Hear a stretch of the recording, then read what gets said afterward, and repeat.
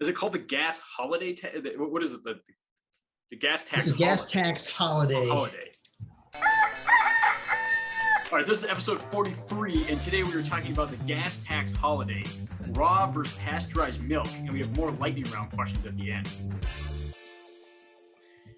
All right, this afternoon, Joe Biden called on Congress to suspend the federal gasoline and diesel tax for 3 months starting in July in an attempt to combat the rising gasoline prices. The holiday would lower the price of gasoline by 18.4 cents per gallon, and it would lower diesel fuel prices by 24.4 cents per gallon. Do you think this will actually do anything to lower gas prices? I don't think so. It kind of reminds me of the memes that followed when the White House tweeted out how Biden's economic plan helped Americans save 16% on their 4th of July barbecue. Remember all the memes that came out? People were like, thanks, Joe. You know, I was able to buy an extra bun. So I don't really think this is news worth announcing, saying that you saved Americans all this money. I think it's just going to come with more backlash, and he's probably going to be the butt of memes if this actually goes through. Secondly, I don't think it's even worth trying to push through Congress. I mean, Democrats already have the narrowest majority as it is, even with some party members already expressing resistance to it. So the odds of it successfully making it through Congress, through a gridlocked Congress at that, I think are very slim. Finally, this is mostly the result of Western countries placing sanctions on Russian oil in retaliation to them invading Ukraine. Russia is the second largest producer of oil in the world. So when you are now forced to buy more expensive European and US oil, the prices are going to go up. Biden says that we stand with Ukraine, but unless we're going to strap on our boots and grab a rifle, imposing sanctions on Russian goods is the farthest we'll go. And we'll have to accept that that comes with a price. So no, I'm not a huge fan of this gas holiday. I don't think it's going to do much. Yeah, I don't think that this is worth pushing in Congress either, for some slightly different reasons. You've mentioned that the gas tax is 18.4 cents a gallon, 24.4 cents a gallon for diesel. Even if like Montanans, if they include state tax, you're looking at around 32.5 cents a gallon for gasoline. So it's about 50 cents a gallon is taxed. Another 30 cents, by the way, is profit from end to end, you know, from the producer to the shipping, to the trucking company, the pipeline people, the refiners, et cetera, et cetera. And over the last couple of years, gas prices have doubled. So coming down 18 cents, even if it happens, it's still, people are still getting hit real hard at the pump. Drew already alluded to it. This is largely a function of, you know, Western sanctions combined with anywhere from 3 to 5 million barrels of oil coming out of Russia and Ukraine going offline until hostilities have ended, at least. If the Russian oil storage capacity ends up full, and it's been pretty close for a while now, they may have to take oil offline. And the last time they took oil offline in a significant fashion was 1989, and they couldn't replace the quantity that they produced for 30 years, simply because Russia doesn't have the capital to build it. And only in recent years have Western-backed companies been able to go in and bring that oil and gas back online. And since all of those companies want to be on the right side of sanction risk, they're not going back to Russia anytime soon. My position is basically, no, this is kind of like a Band-Aid on a gaping wound. There are lots of other policies that we could go into that would be much better to help gas prices in the United States. I don't think this is going to make much of a difference. The question is, will it make a difference? The answer is absolutely. There's going to be huge impacts as a result of this, just not the ones that maybe the Biden administration is shooting for. When my daughter was a sophomore in college, I was often compared to the parents of my daughter's roommate, and my daughter's roommate's parents. Well, they were the kind of parents that bought their daughter a nice sports car before she went off to college, and they were the ones who paid 100% of the college. And my roommates and the roommate's parents gave the her roommate a little fun money every month that she could spend any way she wanted, so she wouldn't have to work like my daughter had to. And the impact was very positive for about 7/8 of the semester. But when the repossession guys came and took away my daughter's roommate's car in the middle of the afternoon, and the roommate asked what was going on, and the guy said, "Well, the payments haven't been made." So then the daughter goes up, calls her parents, and says, "Well, honey, there's something that we need to tell you. You're not going to be able to go to college next semester because we don't have any money. And oh, by the way, we're going to have to move out of our house because the bank just took it back." So in a very similar vein is that this particular trick is to cut the cost of gasoline to give the impression that something positive is happening. But unless there is a corresponding drop in government expenses, all that's really going to happen is we're going to get deeper in debt because roads still have to be fixed and federal employees still have to be paid. And all we're really doing is we're essentially spending money we don't have at a time when tax revenues are going to come up dramatically short in a year where stock prices are down, and investment advisors around the country are going to be selling stocks at capital losses this year, instead of like last year when many of our clients were going, "Why am I paying taxes?" Well, it's because you made money last year. Well, this year people are they're not going to be calling and congratulating us for the declines in their stocks, but the federal government's not going to see huge coffers of money coming in as a result of this economy. And at the same time, they're reducing their income while also maintaining their expenses exactly the same. Yes, there will be an impact, but not the one that the Biden administration is shooting for. Yeah, I think I saw some people crunch some numbers and they're estimated to save people about $10 a month based on this. So $10 a month, every month for 3 months is going to save you $30. So yeah, go ahead and buy that extra brat because and I don't know if Congress, both sides, Democrats and the Republicans, I don't think he's going to have any appetite to try and push this through Congress. I mean, I don't know if you really want to fight for something that's going to save everybody $30. Well, I would say I think this is more for optics than it is for actual policy.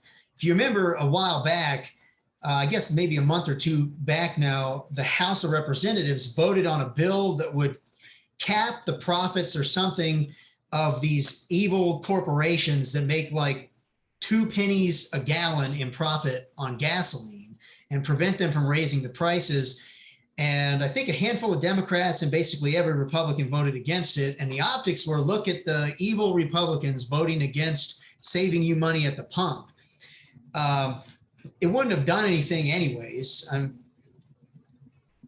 The amount of profits that like Exxon gets from a gallon of gasoline is basically nothing as a percentage anyways. So I think this is another one of those optics things where they want to put people on the record for saying, like, look, they voted against cutting your gasoline bill. Well, the reason why gas profits are so high for a lot of these oil companies right now is because they have no write-offs, because there's absolutely zero incentive to go out and find more oil. When the Biden administration is saying, hey, we're going to do everything we possibly can to shut you down by 2030, why would you expand your operations? After the 2020 pandemic lockdown, a lot of shareholders were screaming and yelling, you guys spent way too much money drilling for more oil. Stop it. Start acting in ways that you're not spending all of our shareholder value on a new startup and development, because the future is green. Well, it might be, but not our near future, certainly isn't.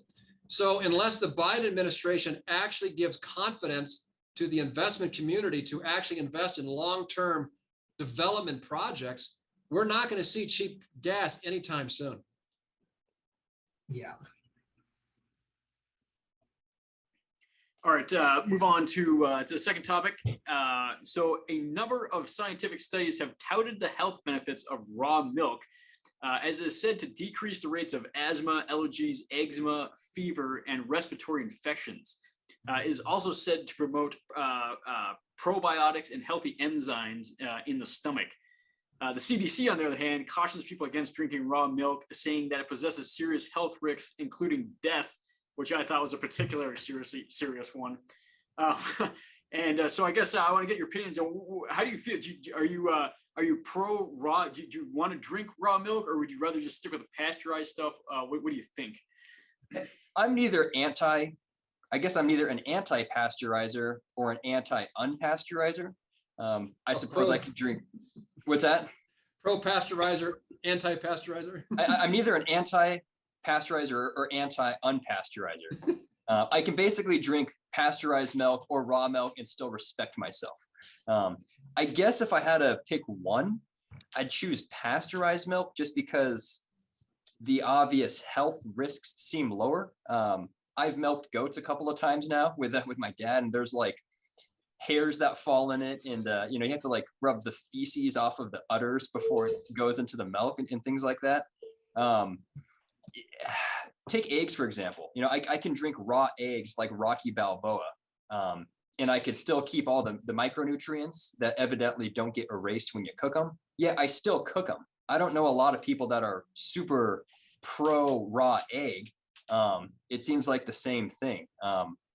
I'd rather just cook it, know that it's safe.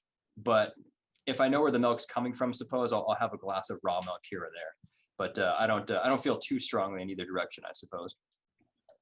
Yeah, I'm kind of in the same boat. I'm not really for or against the idea of raw milk. I like the idea of raw milk if I can get it pretty much fresh from the source and strain it. In general, though, I don't really buy raw milk. I buy pasteurized milk from Kalispell Creamery. It's the local dairy producer. They make delicious stuff. Heavy cream is good. Their yogurts are good. Their half and half is good. Their ice cream is good. They pasteurize it, but they don't homogenize it. From looking into this, it seems like the health benefits are fairly marginal for raw over pasteurized. And the contamination risks from bacteria are higher with raw. To me, the biggest thing is that a pasteurized milk will last longer in the fridge. Sometimes I use a lot of milk really fast, and sometimes I don't have any for a few days. And I'd rather it not get weird while there's still half of it left. So generally, I'm just going to go pasteurized. But if I had the opportunity, somebody's like, "Hey, I just milked this cow. You want to try it?" Absolutely, I'll give it a shot. I am pro freedom. I think people should be allowed to pasteurize, and I think people should be allowed to both consume and sell raw milk if they choose, and just let the buyer beware. Drew's right. There are certain protocols that you have to follow in order to have safe milk. And I certainly follow them because I'm consuming the milk. So I do all the protocols that are necessary to keep raw milk healthy and safe. Now, there's always a spectrum. There's going to be a spectrum of people who sell raw milk from one end where they're extremely safe to they don't do any precautions at all. But who's to say that some of these dairy outlets that are giving pasteurized milk don't have the same spectrum? Now, we can all hope that they're all being investigated and regulated to the same level, and that in a labor shortage, that the dairy farmers and the dairy outlets are extremely well employed, and they've got plenty of workers, and they're not overworked, and they're not hung out in drugs and everything else, and they're following all the protocols. Either way, is that I think that people who are doing the protocols ought to be able to compete with the people who do pasteurized milk. Yeah, so I'm not a huge milk person. Like, I don't particularly like the taste of it, and but if I'm gonna drink it, yeah, pasteurize the heck out of that thing. I mean, I want my milk boiled, yeah, I prefer to it's strained, clean. When I get to it, it's in a nice carton, and it looks like everything's been washed, and that's how I'd prefer to do it. Yeah, if people want to drink raw milk, yeah, go ahead. And I don't think there should be anything illegal about that, but for me, I'll when I do drink it, I drink it pasteurized. Do you buy ultra pasteurized milk, or just Well, regular? No, I think we just buy regular. I can't even remember the last time I had milk. I just don't care for it. So, but I'm sure we just buy. I think we used to buy Kalispell Creamery, but I think we probably went with the cheaper stuff recently. But I think it's just pasteurized once or whatever it is. Mhm. But yeah, it's the same thing with like chicken eggs. It's like on the fence whether I want to buy them from the store or not, just so they're clean. All right, we'll move on to the lightning round.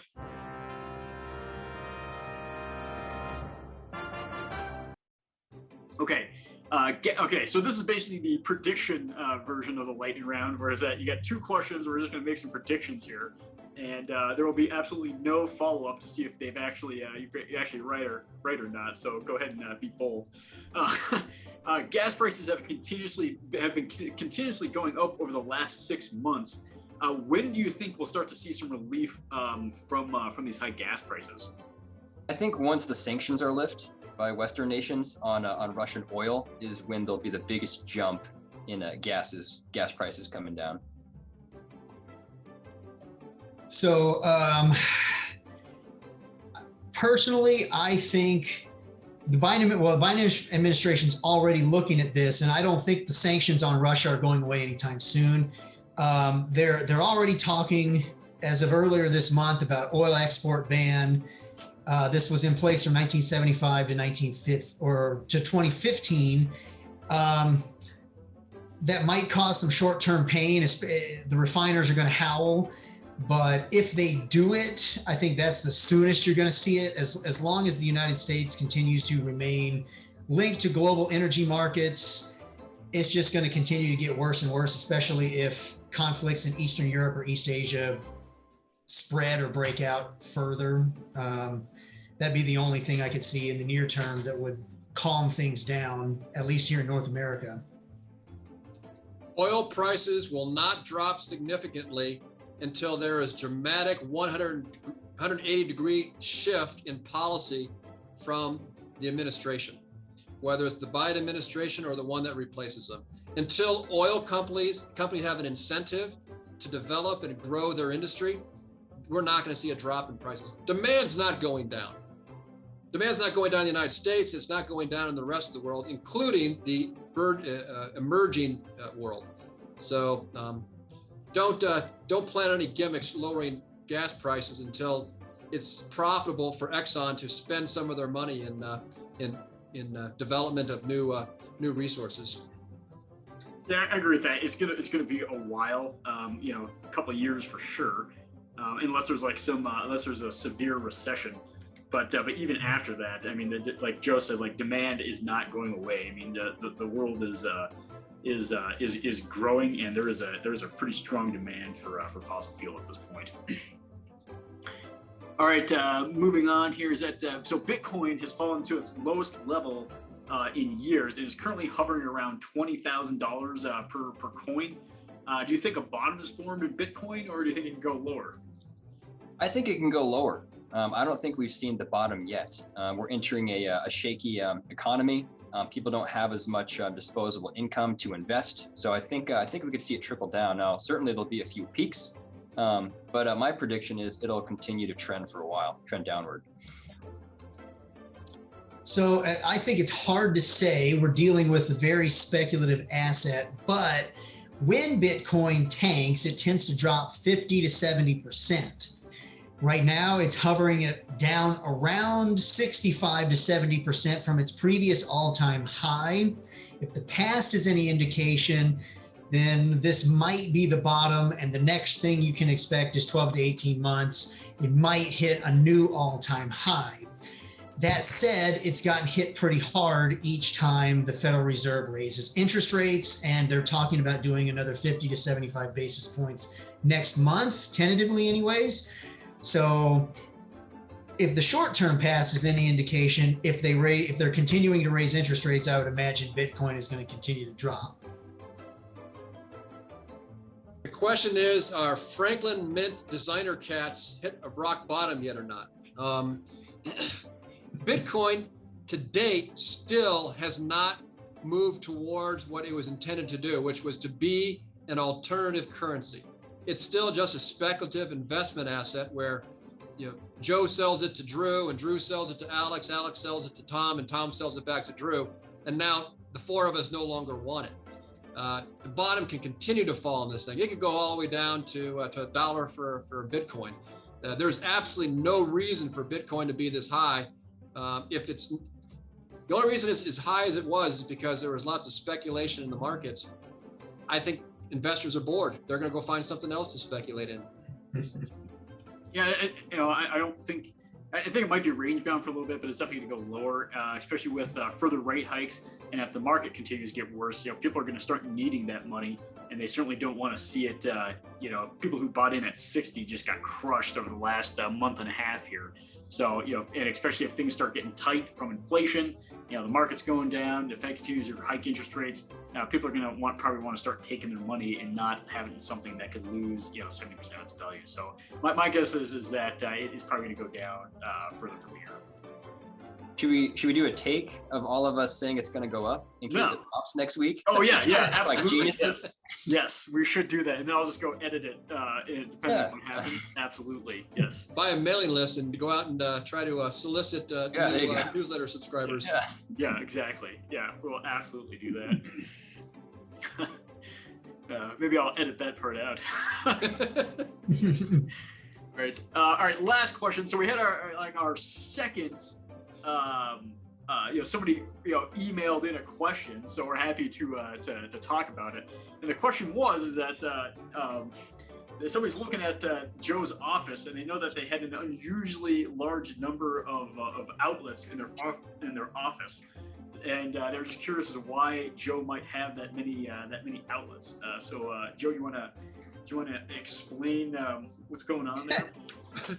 Well, originally when I bought this office, it was going to be a dual purpose office. Not only was I going to use it to meet with clients, but also is that I could remove the modular desk and actually use this as a conference room. And I could have classes with up to 15 participants. Those outlets in the back, some of them are for cable and some of them are for plugging in the overhead projector or the PowerPoint projector. But that never happened because, essentially we ended up buying the other building next door and had a conference room and put in a smart board and that sort of thing. But all those extra outlets were to double up for using this as a multimedia room in addition to being a regular office meeting place. I was thinking maybe you used to plug in all your burner phones that you use like bogus accounts to increase our Twitter following. Guess not. Nothing quite as sexy as that. Okay. All right. Well, that is it for episode 43 of Farm to Markets. We'll see you next week.